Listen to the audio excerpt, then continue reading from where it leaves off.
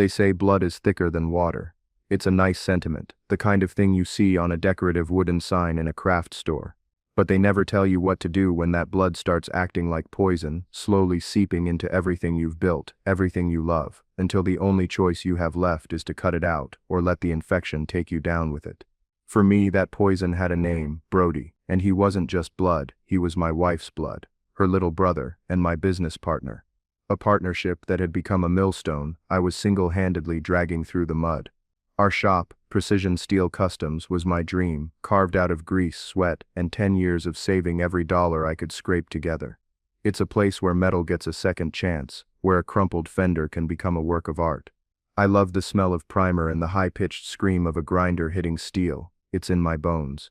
Brody, on the other hand, seemed to think the shop was a social club with a tool-shaped theme. He'd saunter in around 10, clutching a fancy coffee, and spend most of the day building client relations, which was his term for scrolling through his phone in the office I'd built with my own hands. Anything involving numbers gave him a mysterious migraine. Customer complaints were met with a shrug and a "you're better at that stuff, Joel." And heavy lifting, he'd suddenly develop a trick knee that was miraculously healed by 5 o'clock. My wife, Sarah, loves her brother. She sees the charming, fun-loving kid she grew up with, not the 30-year-old anchor I saw every day. He just needs a little more time to find his footing, she'd say, her eyes pleading with me to be patient, and for her I was. I swallowed my frustration, I covered his mistakes, I redid the orders he'd messed up, and I smoothed over the ruffled feathers of customers he'd blown off. I was the responsible one, the fixer. It was a role I had played for so long, I think everyone, including myself, had forgotten it was a choice. The breaking point arrived in a large wooden crate. Inside was a brand new Hypertherm PowerMax plasma cutter, a beautiful $20,000 piece of machinery that was going to be the cornerstone of our biggest job to date.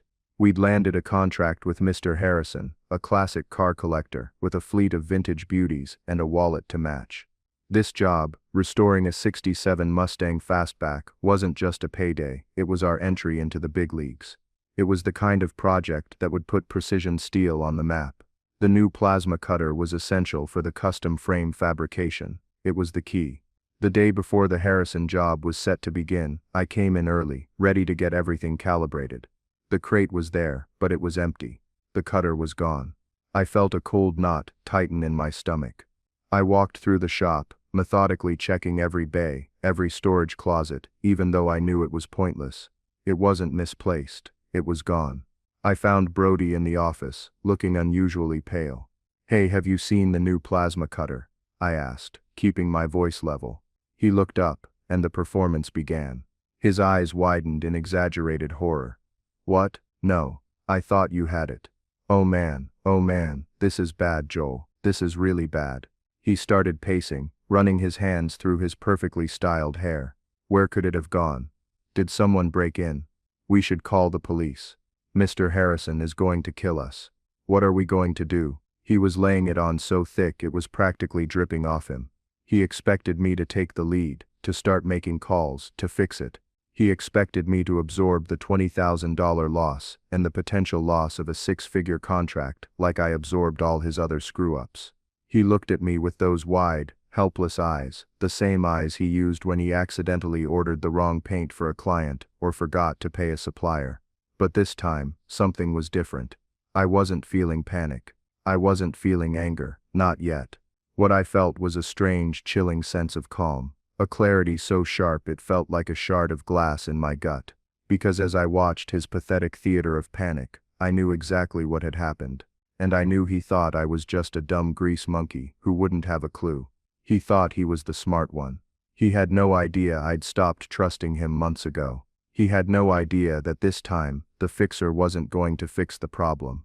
I was going to fix him. The silence in the office stretched on, thick and heavy with his fake anxiety and my cold certainty. He finally stopped his pacing and looked at me, a flicker of genuine unease now mixing with his act. My lack of a frantic reaction was clearly not part of his script.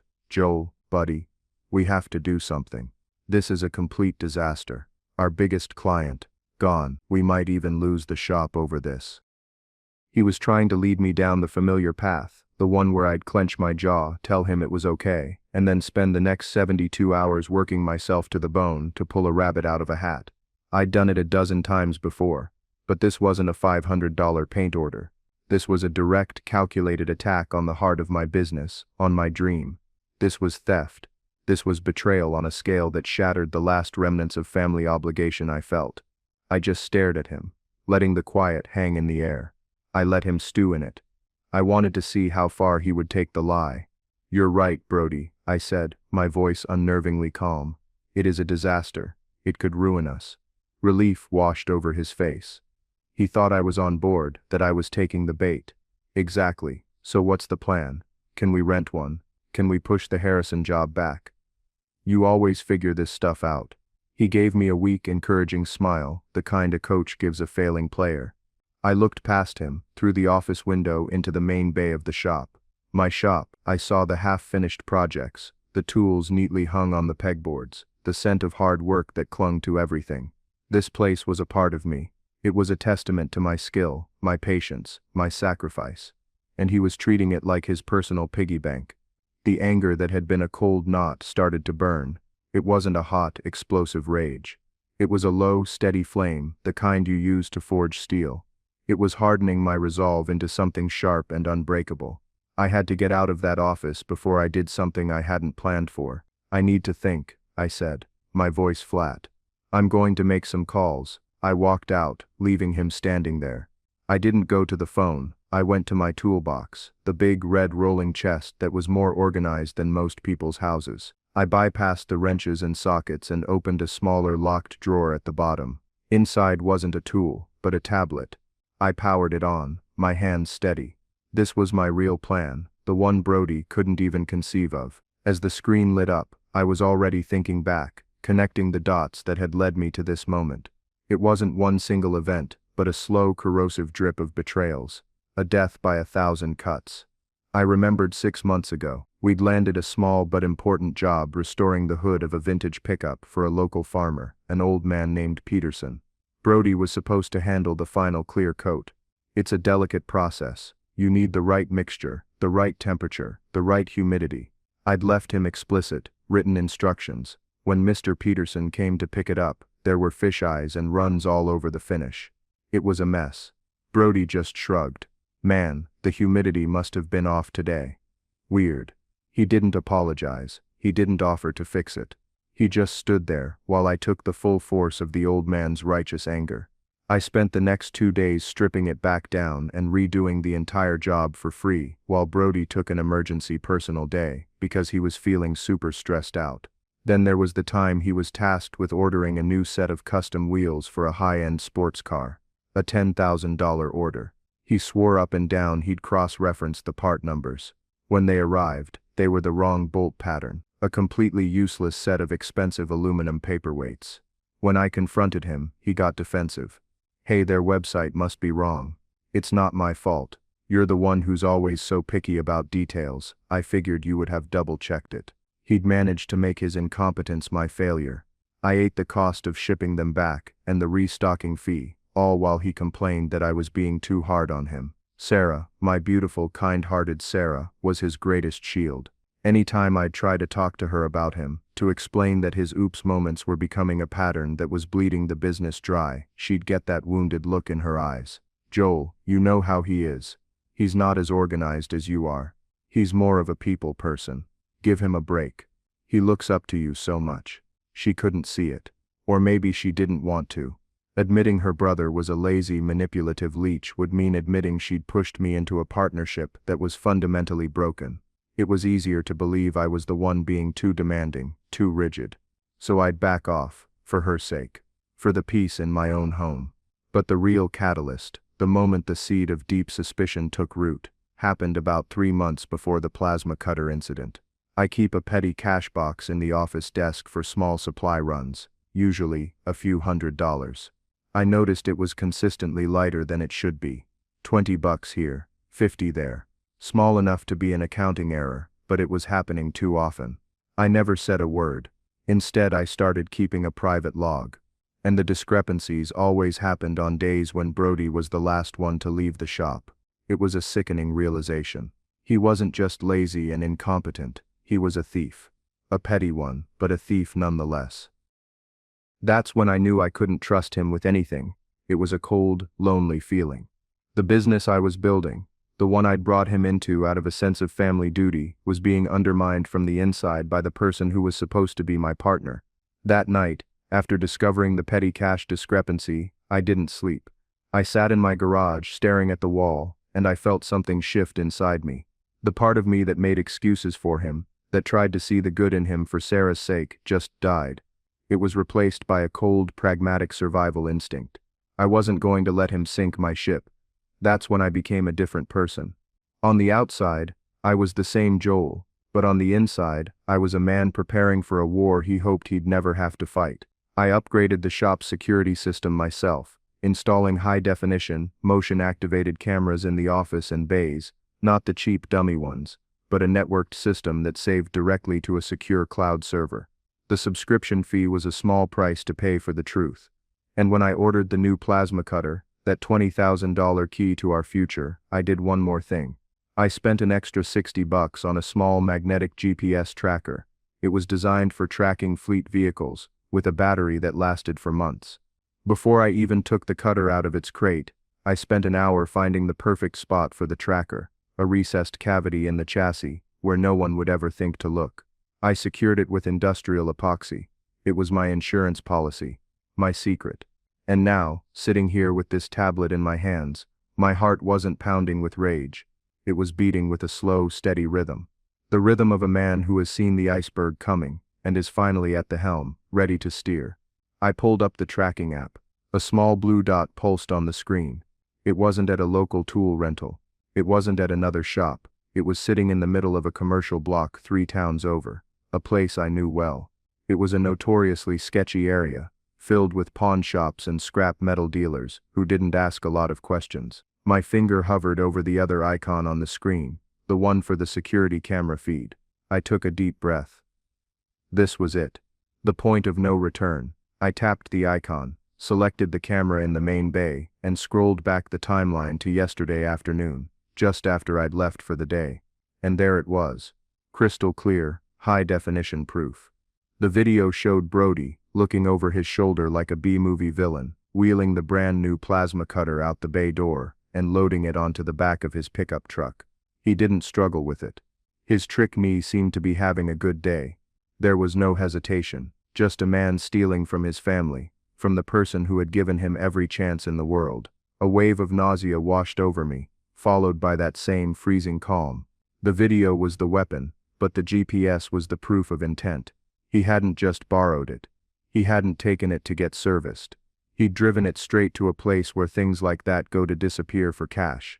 I sat there for a long time, watching the loop of his betrayal. The way he glanced around, the smug little smile on his face as he closed the tailgate of his truck. He wasn't desperate. He was entitled. He felt he deserved it. The question of what to do next wasn't a question at all. It was a conclusion that had been forming for months. Going to the police would be messy. It would tear my family apart, destroy Sarah, and the legal process could drag on for years, potentially bankrupting the business in the meantime. No, this wasn't a matter for the law. This was a matter of business. A hostile takeover. He had just made his move. A clumsy, arrogant, amateur move. Now it was my turn to make mine, and mine would be precise, professional, and final. My mind was a whirlwind of logistics, no longer clouded by emotion. I was thinking about legal documents, about bank accounts, about timing. The rage I felt was no longer just a feeling. It was fuel. It was being channeled, refined, and turned into a clean, cold, efficient plan. He thought he'd cost me $20,000. He had no idea.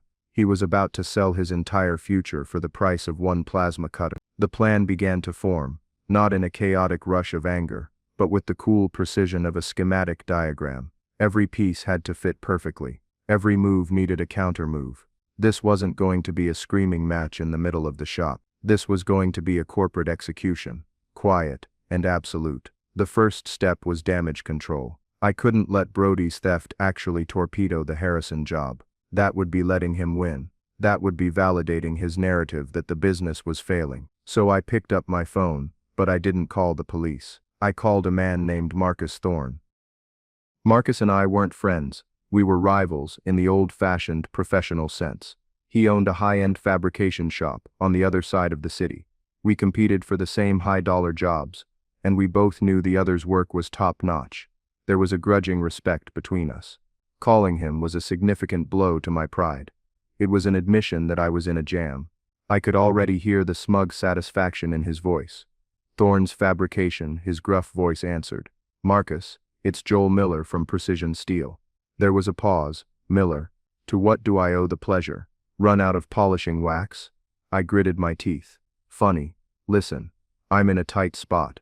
My new plasma cutter had a shipping issue. It's not here. I'm starting the Harrison Mustang restoration tomorrow, and I need a machine with the same specs." Another pause, this one longer. I could picture him stroking his beard, a smirk playing on his lips. He knew, as well as I did, that this was a major problem for me. He could have just said no. He could have hung up the phone and enjoyed the thought of me failing. "The Harrison job, huh? Big one," he finally said. "And your brand new machine just walked away? That's tough luck." The sarcasm was thick enough to spackle a wall with. "What do you need?" "I need to rent your backup hypertherm. I'll pay double your usual rate. And I'll owe you one. A big one." This was the part that galled me the most, putting myself in debt to my biggest competitor. But it was a necessary tactical retreat. A smaller battle I had to lose to win the war. Marcus was silent for a full minute. I think he was savoring it. "Double the rate, you say. And a favor." He let out a low chuckle. "All right, Miller. You got a deal. But that favor is going to have interest. You can pick it up in an hour." He hung up. I felt a mix of relief and humiliation. The Harrison job was safe, for now. But the cost was more than just money. It was a chip I'd have to cash in later. I chalked it up as another expense on Brody's growing tab. With the immediate fire put out, I moved to the next phase, the legal framework. I wasn't an idiot.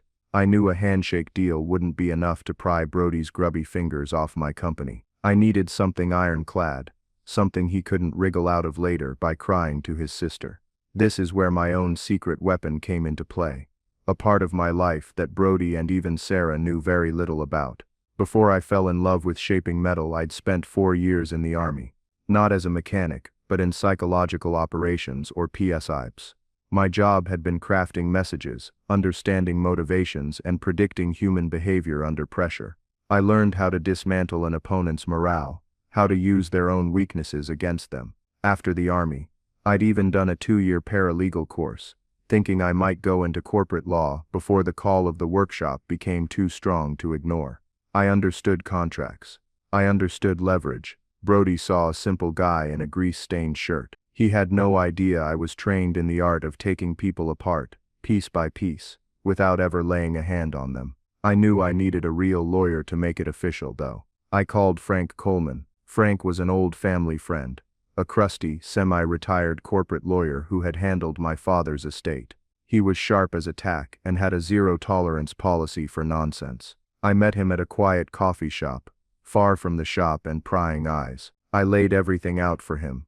The partnership agreement, Brody's history of mistakes, the petty cash, and finally the incident with the plasma cutter. I didn't show him the video. Not yet. I just told him I had incontrovertible proof of felony theft by a business partner. Frank listened patiently, sipping his black coffee, his eyes never leaving mine. He had the kind of face that looked like it was carved from a well-worn piece of leather. When I was finished, he set his cup down with a soft click. "So the prodigal brother-in-law finally went for the crown jewels," he said, his voice a low rumble. "I'm not surprised, Joel. I saw the way he looked at you at your father's funeral, like you were the help." His words hit me harder than I expected. Someone else saw it. I wasn't crazy. "What do I do, Frank?" I asked. "You have 2 paths," he said, holding up 2 thick fingers. "Path 1 is the righteous path. You go to the police. You press charges. It'll be a holy mess. Your wife's family will crucify you.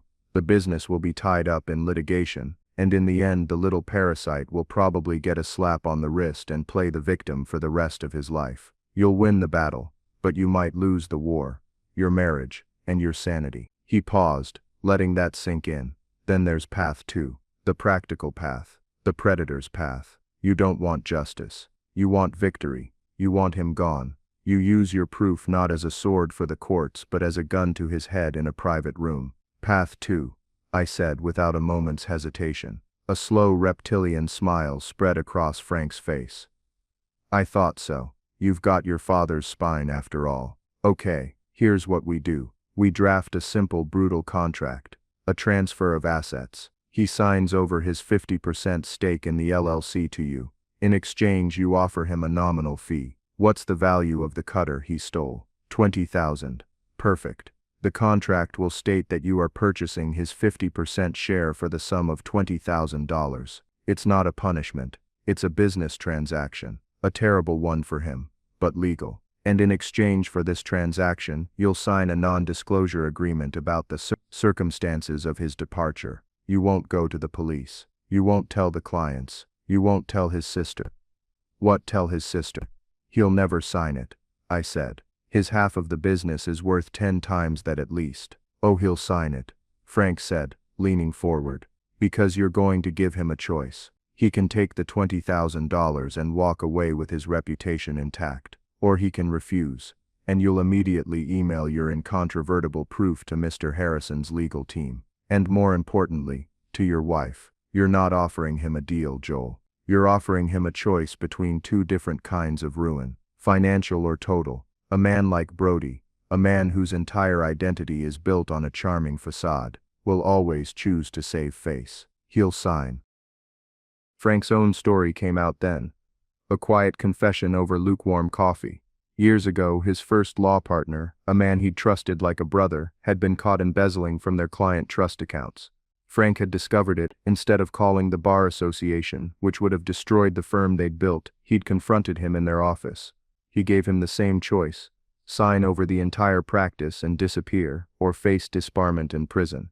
The man cried, Frank said, staring into his cup. He begged, he talked about his kids, and then he signed. It was the hardest and best decision I ever made. Sometimes you have to perform surgery to save the patient, even if the patient is your own life's work. I left that coffee shop feeling like a new man. The fog of hurt and betrayal had been burned away, replaced by the stark, clean lines of a mission. Frank promised to have the documents drafted and messengered to me by the end of the day. My part was to prepare the battlefield. I drove to the shop, the rented plasma cutter from Thorne's secured in the back of my truck. When I arrived, Brody was in the office, feet up on the desk, scrolling through his phone. He looked up as I entered. Any luck? He asked, trying to sound concerned. Did you figure something out? I handled it, I said, my voice cold. I walked past him without another word and started unloading the rented machine. Every move was deliberate. I was a different man now, and I wanted him to feel it. I wanted the chill to start seeping under his skin. I didn't offer any details. I didn't complain about the cost or the humiliation of calling my rival. I just worked. The rest of the day was a masterclass in psychological warfare, courtesy of my old army training. I treated Brody like a ghost. I didn't ask him for help. I didn't look at him. I communicated in one-word answers. If he came into the bay, I'd turn my back and focus on my work. I created a vacuum around him, a space of cold, silent disapproval. It was more effective than yelling ever could be. He started to get twitchy. His charming, lazy demeanor began to crack around the edges. Geez, man, what's with you? He finally said, following me into the parts room. You're acting like I'm the one who lost it. I stopped and turned to face him, my expression a blank mask. The Harrison job starts tomorrow at 7 a.m. I have a lot to do to make up for the lost time. If you're not here to work, you're in the way.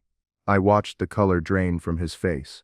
I had never spoken to him like that before. The dynamic, the one where he was the carefree spirit and I was the stressed-out workhorse, had been shattered. He didn't know the rules of this new game, and it was terrifying him. He retreated back to the office, and for the rest of the day, he was quiet. The plan was working. The ground beneath his feet was starting to feel soft. The trap was being set, baited with his own arrogance and my newfound icy silence. The documents from Frank would arrive soon. The execution was scheduled for the next day. The next morning, the air in the shop was thick with a tension only two people could feel. Mr. Harrison's pristine '67 Mustang was already in the main bay, a gleaming icon of the opportunity Brody had almost destroyed. I was all business, focused, moving with a purpose. Brody hadn't seen in years. I was using Marcus Thorne's plasma cutter, and every time its bright, searing flame sliced through a piece of steel, I felt a grim satisfaction. It was a tangible reminder of the cost of Brody's betrayal, a cost he was going to repay in full. Brody, for his part, was trying desperately to reclaim the old dynamic. He brought in 2 coffees, placing one on my workbench with a tentative, "Thought you could use this, man." I glanced at it, but didn't pick it up. "Thanks," I said, my voice flat, and turned back to my work. I didn't want his peace offerings. I didn't want to pretend. The time for that was over. He hovered for a moment, a lost puppy looking for a pat on the head, before retreating back to the safety of the office. He spent the morning making pointless phone calls, his voice artificially loud and cheerful, trying to project an air of business as usual that we both knew was a lie. He was performing for an audience of one, and he knew he was bombing. The documents from Frank had arrived the previous evening in a discreet courier envelope. They were a work of brutalist art, a stock transfer agreement, a resignation letter from his position as a corporate officer, and a mutual non-disclosure agreement. Simple, direct, and utterly final. I had them sitting in the top drawer of my desk, waiting. My plan wasn't just about the confrontation, it was about the setup. I needed him to walk into that office, feeling confident, maybe even a little cocky. I needed him to underestimate me one last time. Around noon, I made a call to our main parts supplier, a guy named Dave, who I'd known for years. I made sure to take the call in the bay, just outside the office door, my voice loud enough for Brody to overhear. "Dave, yeah, it's Joel. Listen, I know payment is due on the 30th, but we've had a major equipment loss. A real financial catastrophe. I'm going to need to ask for a 30-day extension." I paused, listening to Dave's concerned replies. I know, it's not like us. Things are just incredibly tight right now. I'm not even sure how we're going to make payroll next week." I could feel Brody's eyes on me through the office window. I hung up the phone with a theatrical sigh of frustration and ran my hands through my hair, playing the part of a man at the end of his rope. I saw a flicker of a smile on Brody's face before he quickly wiped it away and replaced it with a mask of concern. It was perfect. He thought the lost cutter had pushed the business to the brink of collapse. He thought I was failing, that I was weak. He believed my performance because it fit the narrative he had of me, the dull, plodding worker who couldn't handle a real crisis without him. An hour later, I walked into the office. Brody was leaning back in his chair, the picture of calm. "We need to have a meeting," I said, my voice tight with manufactured stress. "Tonight. After we close up, we need to talk about the future of the business. Or if there even is one." His feigned sympathy was sickening. "Of course, Joel. Anything. We're in this together, remember? We'll figure it out. 5 o'clock. "In here," I said, and walked out before he could say another word. The rest of the afternoon was a strange, silent dance. I worked on the Mustang with intense focus, while Brody occasionally wandered out, offering useless advice and hollow words of encouragement. He was like a vulture circling something he thought was dying, waiting for the right moment to pick at the bones.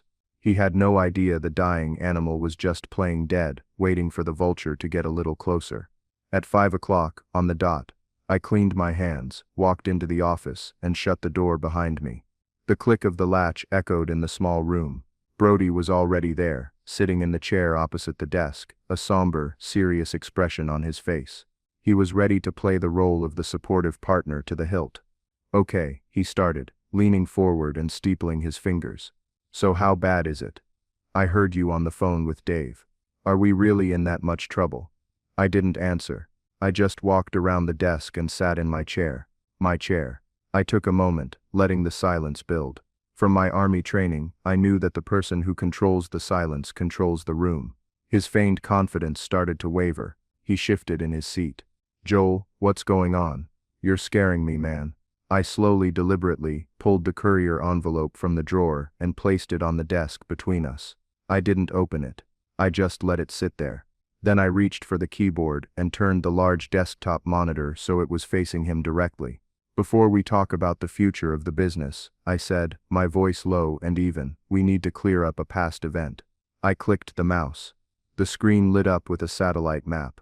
A bright red line traced a path from our shop's address, winding through the city streets and ending at a specific building 3 towns over. A small pin was dropped on the location, with the name clearly visible, Cash for All Pawn and Scrap. I didn't say anything. I just watched him. I watched the blood drain from his face. I watched his eyes dart from the map on the screen to my face and back again. The mask of the concerned partner dissolved, replaced by the pale, slack-jawed face of a cornered rat. What is that? He stammered, his voice suddenly a high-pitched squeak. I don't understand. Is that some kind of delivery route? No, I said, my voice like ice. It's not a delivery route. It's the exact path our $20,000 plasma cutter took 2 days ago. Funny thing about modern equipment, Brody. Sometimes it comes with little surprises, like a GPS tracker. His jaw worked, but no sound came out. The fake sympathy was gone, replaced by pure, undiluted panic. He looked like he was going to be sick. He was sputtering, trying to form a lie, a denial, anything. That's crazy. The thing was stolen. They must have put that on there. He was flailing, desperately trying to find a branch to grab onto as he fell. I decided to cut the last one he was clinging to. Stolen. Yes, it was stolen, I said calmly. I clicked the mouse again. The map disappeared, replaced by the crisp high-definition video from the Bay camera. There he was. On the big screen, larger than life. Looking over his shoulder, heaving the machine into his truck. The smug little smile as he slammed the tailgate shut. There was no sound, but we could both hear it. It was the sound of his entire world, his entire fabricated life of lazy entitlement, coming to a dead stop. The shift in the room was a physical thing. It was like a change in atmospheric pressure. The power, which he always assumed he had through his family connection and his manipulative charm, had just vanished. It flowed across the desk, from him to me, a silent, unstoppable current. He was no longer my partner. He was no longer my wife's brother. He was just a thief, caught on camera, and I was the man who held the evidence. His panic went supernova. Joel, wait, he pleaded, his hands held up as if to physically stop the video from playing. You don't understand. It's not what it looks like. I can explain. Oh, I think I understand perfectly, I said, my voice dangerously quiet. But please go ahead. Explain. Explain how selling a $20,000 piece of company equipment for cash right before our biggest job ever was somehow a good thing for the business. The desperate counter-manipulation began, a pathetic, last-ditch effort. I was going to put the money back, I swear. I had a debt, some bad luck with a poker game. I was in trouble, Joel. Real trouble. I was scared. I was going to sell it, pay the guy off, and then buy it back before you even noticed. It was a stupid plan. I know. But I was desperate. I was trying to protect you. Protect the family. It was the most pathetic, transparent lie I had ever heard. He was throwing everything at the wall, hoping something would stick. He was trying to reframe his selfish, greedy act as some kind of misguided attempt to be a hero. He was trying to make himself the victim. You were protecting me, I asked, leaning forward, letting him feel the full force of my contempt. By stealing the one tool we needed to secure our future, by jeopardizing the Harrison contract, by forcing me to go, hat in hand, to my biggest rival and beg to rent his equipment, that was your plan to protect me. Tears started to well up in his eyes. Real or fake, I couldn't tell, and I didn't care. Sarah, he whispered, playing his trump card. Think about Sarah. This will destroy her. It will destroy our family. You can't do this, Joel. We're brothers. That was the line, the one that severed the last thread. No, Brody, I said, my voice as hard as the steel I worked with every day. We are not brothers. We are business partners. And you have just committed a fireable offense. In fact, you've committed a felony. I reached out and tapped the envelope on the desk. This meeting isn't about saving the business. The business is fine. I already saved it. This meeting is about your exit package. He stared at the envelope as if it were a venomous snake. His face, which had been a storm of panicked emotions, went completely blank. The fight had drained out of him, replaced by a hollow, dawning horror. He finally understood. This wasn't a negotiation. It was a sentencing. The power hadn't just shifted. It had been his all along, and he'd just handed it to me on a silver platter. The silence that followed was the sound of his future evaporating. The family exodus was about to begin, and he was the first one being shown the door. He just sat there, deflated, a puppet with its strings cut. The tears had dried on his cheeks, leaving shiny tracks on his pale skin. The man who had sauntered into this office for years with an air of unearned ownership was gone, replaced by a hollowed-out shell. He finally looked up at me, his eyes pleading. There was no fight left, just a desperate hope for mercy. I had none left to give. What is that?" he asked, his voice barely a whisper, nodding toward the envelope. I didn't answer right away. I let him wait. I wanted him to feel the full weight of this moment. I wanted him to understand that every choice from this point forward was mine, not his. "It's a choice," I said finally, sliding the envelope across the polished surface of the desk. It stopped right in front of him. "You love choices, Brody. You chose to take money from petty cash. You chose to order the wrong parts and let me take the blame. You chose to sell a vital piece of company equipment for pocket money. You've been making choices for years. Now, I'm giving you one last one." His hand trembled as he reached for the envelope. He fumbled with the clasp, his usual smooth confidence completely gone. He pulled out the stack of papers. I watched him read the title on the first page. Stock Transfer Agreement. His eyes widened. He frantically flipped through the pages. The resignation letter, the NDA. He looked up at me, his face a mask of disbelief and horror. "You want me to sign away my half of the business?" he choked out. "For $20,000? Joel, that's insane. My share is it's worth hundreds of thousands. This is everything I have." "No, Brody," I corrected him, my voice cold and precise. "This is everything we have. And you were willing to burn it to the ground for a quick score. $20,000 is the price of the plasma cutter you stole. I'm not punishing you. I'm allowing you to sell your shares to the company to cover the cost of the damages you incurred. It's a clean, simple business transaction." The arrogance flared one last time, a dying ember. "I'm not signing this. This is theft. I'll call a lawyer. I'll tell Sarah what you're trying to do to me." I leaned back in my chair, calm and relaxed. I had anticipated this. It was the last move of a checkmated king. "You can do that," I said agreeably. "You can call a lawyer, and I'm sure they'll be very interested in seeing a high-definition video of their client committing grand larceny. They'll probably advise you that the deal I'm offering is incredibly generous, considering the alternative is a felony conviction and jail time." I picked up my phone from the desk and held it up. "And you can tell Sarah whatever you want. But as soon as you walk out that door without signing those papers, I'm sending her an email. The subject line will be something you need to see about your brother, and attached to that email will be this video file. And just for good measure, I'll forward a copy to Mr. Harrison. I'm sure he'd be very interested to know about the kind of stability and integrity we have here at Precision Steel." I let my thumb hover over the send button. "So that's your choice, Brody. Choice A, you sign the papers, take the $20,000 and walk away. You tell Sarah you decided the auto body business wasn't for you and you wanted to pursue a new venture. You get to keep your dignity, at least in her eyes. You get to save face. Or choice B, you refuse. And in the next 5 minutes, your sister will know her beloved little brother is a common thief, and our biggest client will know our shop was almost ruined by one of its owners. The business might survive the scandal, but you won't. So what's it going to be? Your pride, or your entire life?" He stared at the phone in my hand, then at the papers on the desk, then back at my face. He was looking for a crack, a hint of bluff, a flicker of the old, accommodating Joel who would eventually cave. He found nothing. Just a wall of cold, hard resolve. The fight was over. He knew it. He slumped in his chair, the defeat absolute. He reached for the pen I had placed neatly beside the documents. His hand was shaking so badly he could barely hold it.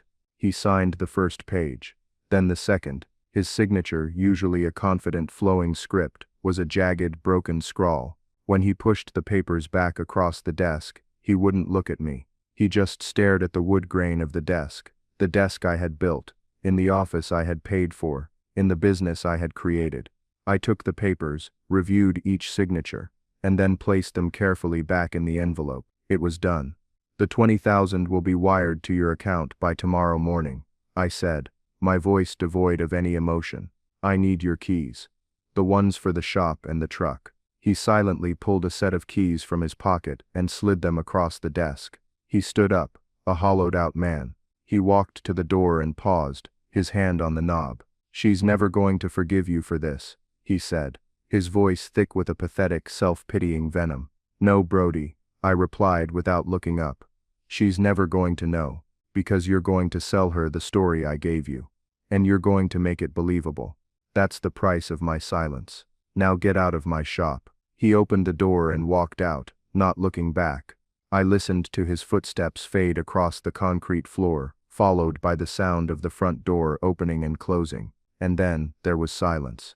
A true, clean silence. The poison was gone. I sat there for a long time, the signed papers in my hand. I didn't feel triumphant. I didn't feel happy. I felt quiet. I felt the immense crushing weight of the last few years lift off my shoulders. I was finally free. Precision Steel Customs was finally mine. The hard part was over. Or so I thought. Now I had to go home and face my wife. The drive home was the longest 15 minutes of my life. The signed papers were on the passenger seat, a quiet testament to the battle I had just won. But I knew the war wasn't over. The final engagement was waiting for me behind my own front door. Sarah, how do you tell the woman you love that the brother she adores is a cancer you've just had to cut out? I walked into the house, and the smell of roasting chicken filled the air. Sarah was in the kitchen, humming along to the radio. She looked up and smiled, and for a second, my resolve wavered. Her smile was the reason I had tolerated Brody for so long. It was the reason I had cleaned up his messes and absorbed his failures. Hey you, she said, wiping her hands on a towel. Tough day. You look exhausted.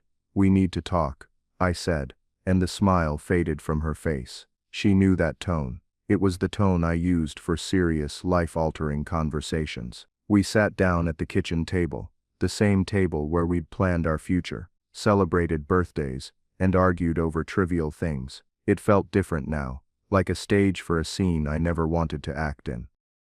What is it, Joel? You're scaring me. I took a deep breath. I had replayed this conversation 100 times in my head. I had decided on a strategy. I would give her the truth, but not the whole, brutal truth. Unless I was forced to. I would spare her the video if I could. Brody is no longer with the business, I said, my voice steady. He signed over his shares to me this afternoon. He's gone. Her face went through a rapid series of emotions, confusion, disbelief, and then a flash of anger directed squarely at me. What do you mean? He's gone. Did you fire him? Joel, what did you do? We came to an agreement, I said carefully. He decided the business wasn't the right fit for him anymore.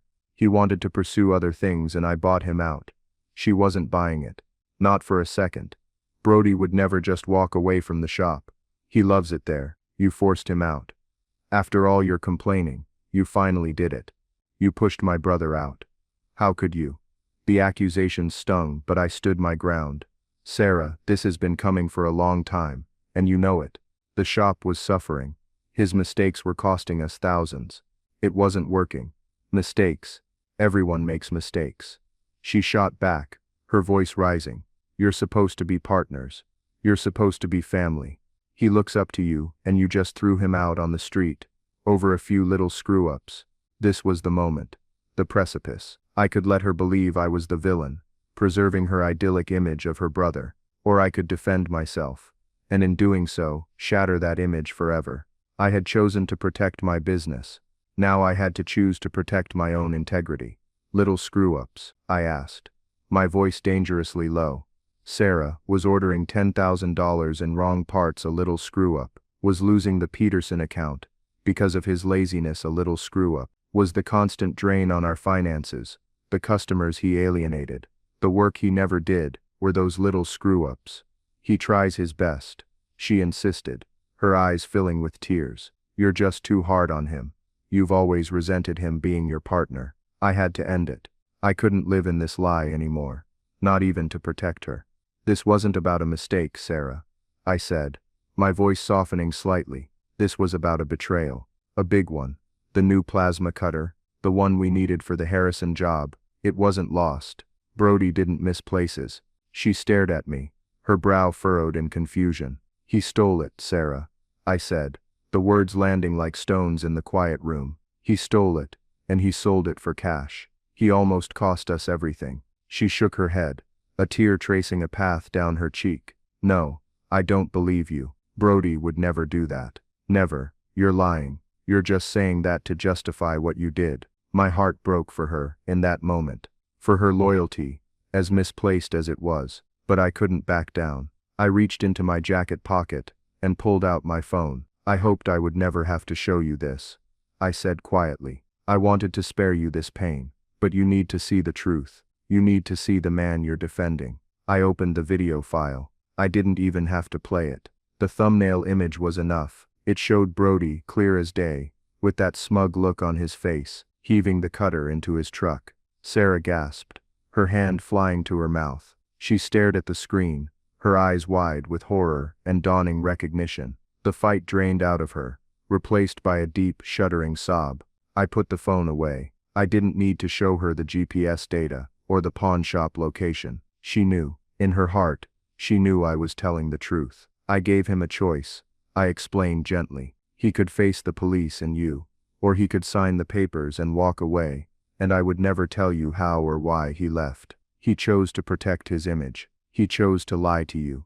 We sat in silence for a long time, the only sound her quiet crying. I didn't try to comfort her. This was a grief she had to process on her own.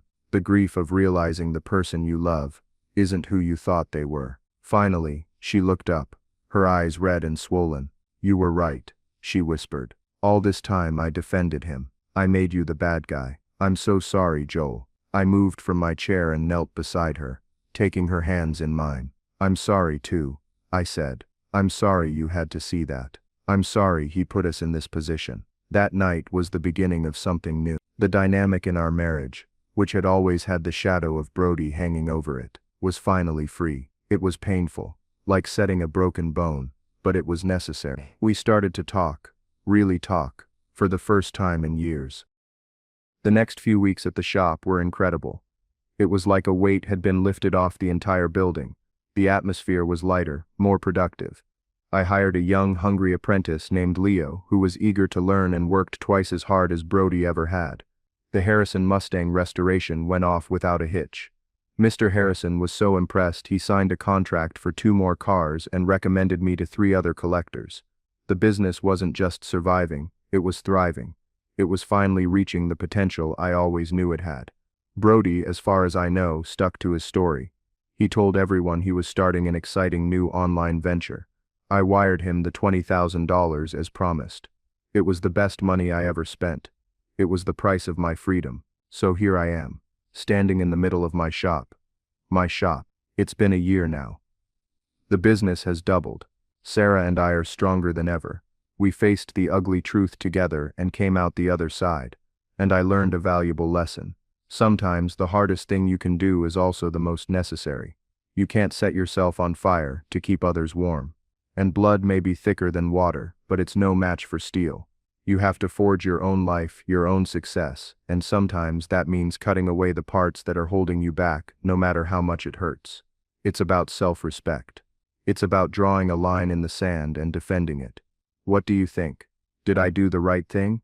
Was there another way? I play it over in my head sometimes, and I always come to the same conclusion.